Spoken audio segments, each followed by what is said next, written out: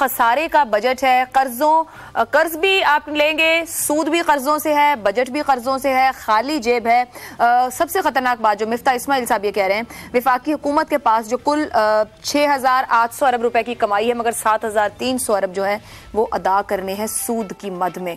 तो बात यह है कि आपके पास था क्या जिस पे बजट बनाया गया? क्या यही मैक्सिमम पॉसिबल बजट था?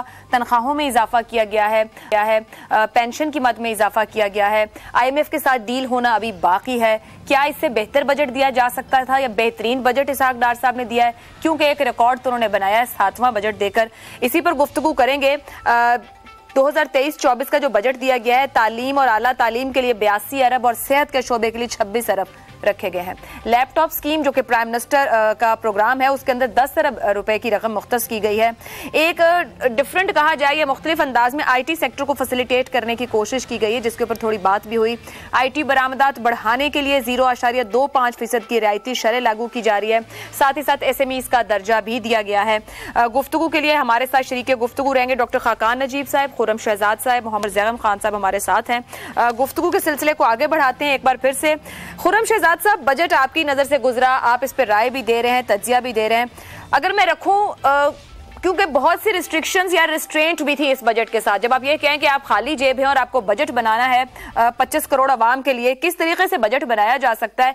मैक्सिमम पॉसिबल पॉजिटिव बजट दिया है हुकूमत ने, एक माशी बजट, मुतवाजिन बजट कहेंगे, पॉलिटिकल इलेक्शन बजट दिया है एक पॉपुलिस्ट अप्रोच के साथ, ये सोचे बिना कि ये साल कैसे पूरा होगा, जेब पर कितना भार बनेगा।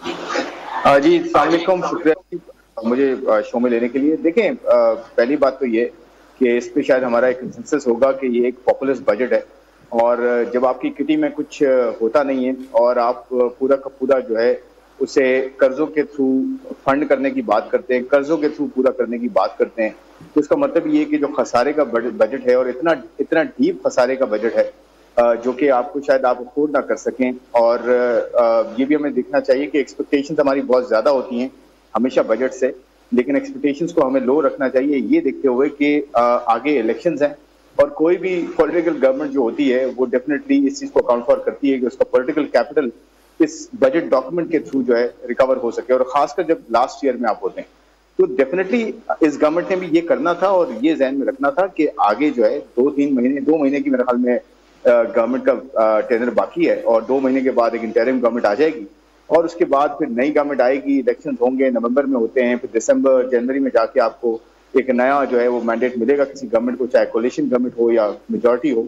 तो मेरे ख्याल में उस वक्त जाके फिर IMF के साथ जो प्रोग्राम होगा और उस वक्त तय किया जाएगा कितना बड़ा प्रोग्राम होगा, क्या आगे लाएअमल होगा। तो आपको ये सोचना चाहिए कि 2-3 महीने का ही बजट होगा, उसके साथ क्या किया जा सकता था। देखें, बिल्कुल बेहतरी की जा सकती थी।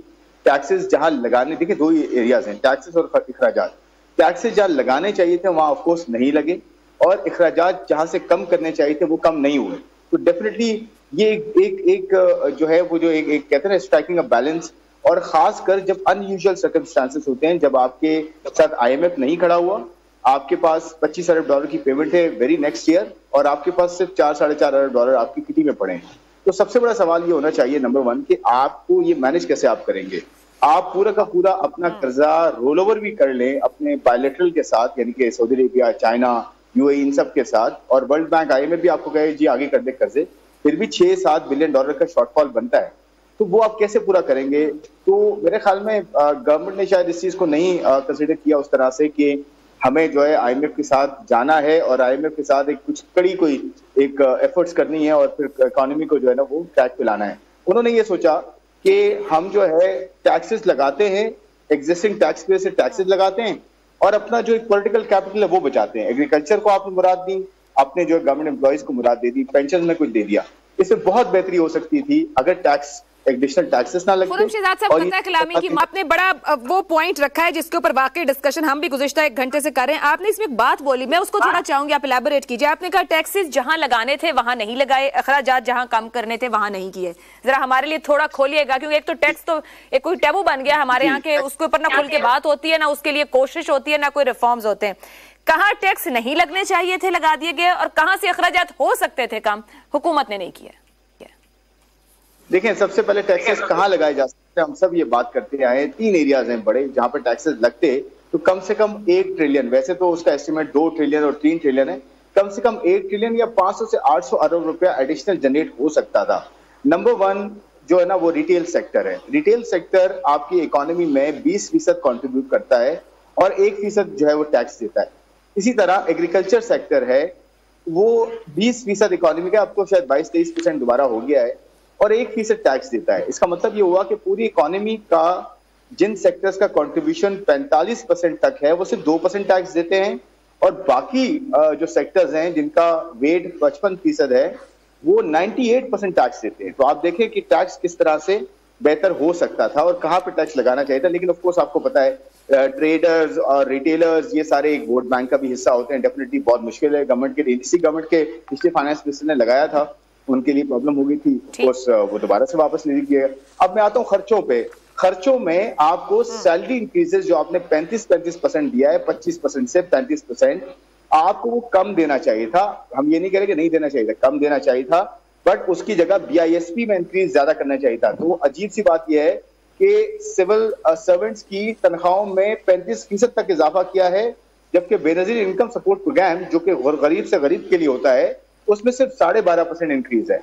तो ये देखें, ये डिसबैलेंस है। फिर एनर्जी की सब्सिडीज, जो एनर्जी की सब्सिडीज हैं 1.3 ट्रिलियन या 1 ट्रिलियन से ज्यादा जा रही हैं सब्सिडी। इसका मतलब ये होगा कि आप ये सोच रहे हैं कि शायद आपने कोई रिफॉर्म्स नहीं करने एनर्जी में, आपने सब्सिडीज देनी है।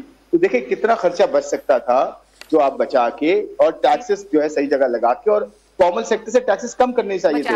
ये 0.6% नहीं लगाना चाहिए था, भी कम करने चाहिए। ठीक है। मैं इजाजत दीजिएगा, डॉक्टर खाकान नजीब साहब आपको शामिल करेंगे यहाँ पे। आपके ख्याल में बजट की बात वाजे कर रहा है कि किस तरह से $6 बिलियन के फाइनेंसिंग गैप को वो पूरा करेगा IMF की शराइत के लिए? IMF एक ऐसा मामला है जिसके बिना शायद ना ये बजट मुकम्मल हो पाए, ना कोई मामला आगे बढ़ पाए। क्या वो क्लैरिटी मिलती है इसके अंदर से? जिस तरह का बजट दिया गया है, क्या वो वहां पर परफेक्टली उनके लिए ठीक रहेगा? डार साहब ये कह रहे हैं कि उनको ठीक है। Ayesha, thank you for having me. तो एक तो ये देखिए कि IMF की सबसे जो की प्रिंसिपल है आजकल बजट का पाकिस्तान से रिलेटेड, वो है कि आप जो अपना सरप्लस करें प्राइमरी। इससे मतलब है कि जो आपके पास पैसे हों और जब आप दे दें अपने सारे पैसे इंटरेस्ट को छोड़ के, तो आप नुकसान ना कर रहे हों, आप डेफिसिट में ना हो। हुकूमत ने ये देखते हुए उसको 0.4% ऑफ GDP या एग्जैक्ट अमाउंट आई थिंक 360 अरब रुपए का है, उसको पॉजिटिव रखा है। मेरा ख्याल है कि इस वक्त वो 0.5% ऑफ GDP मांग रहे हैं हुकूमत से। सो ये तो उनसे दूर नहीं है, ये तो पहली चीज़ है। But I think things are not that simple, क्योंकि जो बजट अगर सिर्फ अभी हम पहली में, मैं चूँकि आपने IMF से पूछा तो मैं IMF के रिलेटेड बजट पे कमेंट कर देता हूँ। आई थिंक कि एक तो वो आपका जो 9,200 अरब रुपया जो आपने टैक्स का हदफ रखा है, और मेरी एक्सपेक्टेशन इतनी नहीं थी कि हम शायद कोई टैक्स में बहुत आगे बढ़ जाएंगे और हम सेक्टर्स हैं इनको कर लेंगे, इसलिए कि I worked with the government for good more than a decade. I know कि आज जो पॉलिटिकल कंपल्शंस खड़ी हैं और जहाँ पे हुकूमत खड़ी है वहाँ पे ग्रोथ, जैसे बार बार अथॉरिटीज़ कहती हैं, वो क्या है, जो मार्जिनल ग्रोथ आनी है, यानी कि 7,100 पे ये साल ख़त्म करेंगे, वहाँ से वो समझेंगे कि तकरीबन 20% ग्रोथ अगले साल आ जाएगी। ये क्यों आ जाएगी? क्योंकि आपकी इन्फ्लेशन और GDP मिला के ये 24% वो समझ रहे हैं। मेरा ख्याल है IMF मानेगा इसको 15-18% के करीब। सो ये कहीं 8,000 के करीब चले जाएंगे, उसमें 200-250 के टैक्सेस हैं। तो अभी भी आई थिंक IMF समझेगा कि शायद ये गैप है, so we might have to make a little bit more effort अगर 9200 को हमने पूरा करना है। The other area I think is of concern to IMF will be के खर्चे जो हैं, ये तो नहीं मैं शायद समझ रहा था कि जो रिफ़ॉर्म मैं चाहता हूँ हुकूमत में रह के करना, जैसे पेंशन्स का रिफ़ॉर्म है, जैसे सब्सिडी का रिफ़ॉर्म है, जैसे हमें अपनी running of the civil government को तब्दील करना है कम्प्लीटली 18वीं तरमीम को सोच के, कि ये सारा कुछ किया जा सकता था।